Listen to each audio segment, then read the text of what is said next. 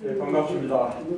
이렇게 함께 해주셔서 감사드립니다. 지금 새벽부터 남북관계 개선에 대한 국민의 관심이 매우 높습니다. 오늘 이 행사가 국민들에게 한반도 평화에 또 남북관계 발전에 희망을 드리는 그런 토론이 되기를 바랍니다. 오늘 제가 준비한 기도 연설은 한반도 평화 삼각도에 관한 것입니다. 아시다시피 올해 2015년은 우리에게는 분당 70주년 되는 해고 또 세계적으로는 2차 세계대전 종전 70주년 되는 해입니다. 그런 가운데 우리 세계 질서는 미국과 중국 중심의 G2 구도로 그렇게 재편되어 가고 있습니다. 그런 상황 속에서 우리 외교가 나아가야 될 방향과 전략에 대해서 이렇게 말씀을 드리고 싶습니다. 특히 동북아 지역에서 한반도를 포함해서 평화와 협력과 성장의 새 질서를 만들 수 있는 방안을 이렇게 제안드리고 싶습니다. 제가 말씀드리고 싶은 것은 한반도 동북아의 안정적인 평화 구축을 위해서 평화의 삼각구도가 필요하다.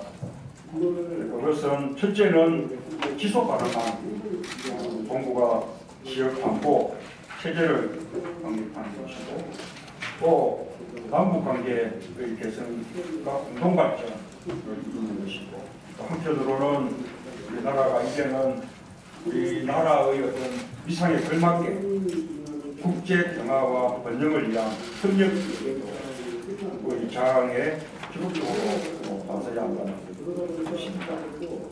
이 내용에 대해서는 우리 발제자님들 그리고 토론자님들에게 사전에 보여드린 기존 질문을 그대로 봐주시기 바랍니다. 그리고 원래 남북 정상회담에 관한 논의가 좀 활발하게 그렇게 되고 있어서 오늘 남북 관계를 포장적으로 추진하기 위한 동반 협력 3원칙을 오늘 이 자리에서 추가로 제안드리고 싶습니다. 최근 남북 정상회담과 관련한 찬성 여론이 70%가 넘는다는 조사가 있었습니다. 한반도 평화가 우리의 삶과 결코 떨어질 수 없다는 것을 확인할 수 있습니다. 그러나 우리 시대의 위기는 여전합니다. 안보의 위기, 경제의 위기, 또 민주주의의 위기 속에서 서민들의 삶은 위협받고 있습니다. 위기를 해소하고 국민의 안전을 최우선 그에 두는 국가 경영이 절실합니다. 국가 경영의 두 축은 안보와 경제입니다. 힘으로만 지키는 안보는 지속적이지 않습니다. 비용과 희생이 너무 큽니다. 싸우지 않고 얻는 안보가 가장 좋은 안보입니다. 그리고 가장 경제적인 안보입니다. 경제도 새로운 돌파구가 필요합니다. 동북아 경제권이 새로운 성장 동력입니다. 동북아 경제권에 진출하고 주도하기 위해서는 반드시 남북 경제권을 형성해야 합니다. 지속적인 안보 그리고 미래 경제를 향한 출구가 남북 관계 개선에 있다는 것을 많은 국민들이 공감하고 있습니다. 현재 남북은 모두 정상회담 가능성을 열어놓고 있습니다. 정상회담은 하루아침에 추진되기 어렵습니다. 그러나 남북관계 질적 변화를 가져오기 위해서 반드시 해야 할 과정입니다. 지금부터 추진해야 합니다. 저는 박근혜 대통령이 가급적 빨리 남북 정상회담을 해야 임기 중에 남북 관계에서 많은 성과를 낼 수 있을 것이라고 오래전부터 그렇게 촉구해 왔습니다. 박근혜 대통령이 정상회담에 적극적으로 나설 것을 다시 한번 촉구드립니다. 정부가 남북 정상회담을 추진하면 우리 당도 초당적으로 지원하겠습니다. 북한에도 촉구합니다. 남북 관계를 풀 의지가 있다면 말이 아니라 실천으로 옮겨야 합니다. 이와 함께 제가 당 대표가 되면 현재 꽉 막힌 남북 관계를 풀기 위해서 동반협력 3원칙을 박근혜 대통령에게 제안할 것입니다. 남북 관계는 정파와 이념을 초래하고 동반자 정신으로 협력하는 것이 국익입니다. 첫째, 분권적 남북 협력 원칙입니다. 남북과 협력은 누구도 자신의 정치적 이해에 따라 독점해서는 안 됩니다. 가능한 여러 단위에서 남북 협력에 참여할 때 남남 갈등도 줄고 지속적 평화로 갈 수 있습니다. 정부와 국회가 역할에 따라 남북 협력 체계를 분담할 수 있도록 제도를 개선해야 합니다. 지방자치단체에도 대폭 자율권을 보장해야 합니다. 지역별로 또 도시별로 교류관계를 맺도록 정부가 활용해야 합니다. 최근 강원도 최문순 지사가 북한과 평창 동계올림픽의 분산 개최를 제안한 일이 있습니다. 국제 교류의 확대를 위해서 강원도가 북한과 만나 협의할 수 있도록 그렇게 허용되길 바랍니다. 기업은 물론 각급 사회단체들도 북한과 상만 영역에서 폭넓게 교류하고 협력할 수 있도록 정부가 지원해야 합니다. 둘째, 민생 중심 남북 협력 원칙입니다. 그동안 남북 관계는 외교, 군사, 정치 문제가 중심이 되면서 민생 문제를 외면해 왔습니다.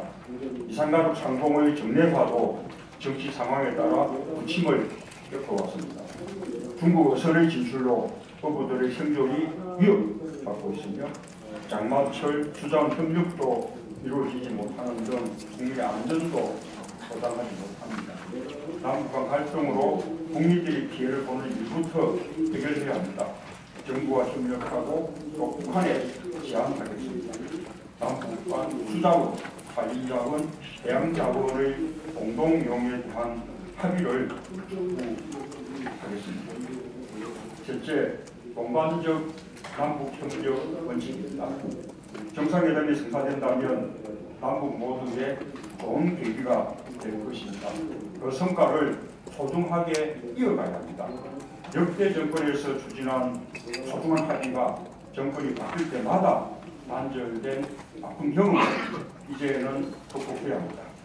두 정상 간의 합의는 이제 국민과 국회 총의를 통해 항구적으로 실현되도록 해야 합니다. 박근혜 정부에서 정상회담이 성사된다면 우리 당이 앞장서 회담 합의를 남북 국회 결의로 추인하도록 하겠습니다.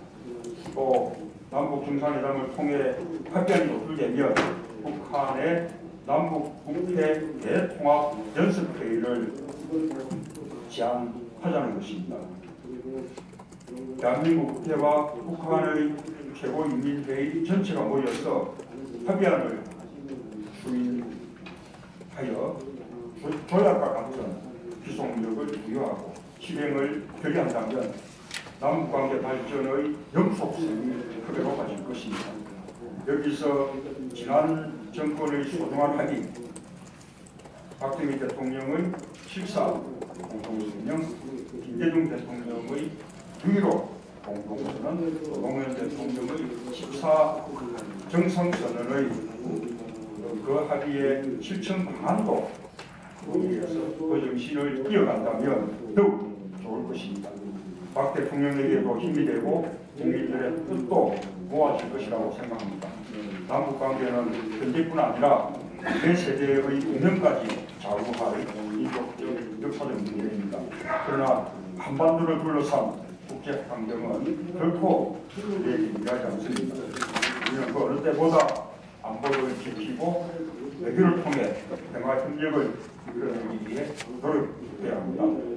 오늘 토론을 통해서 이 대립과 갈등의 시대를 극복할 그런 마감들이 활발하게 그렇게 모으기를 기대합니다.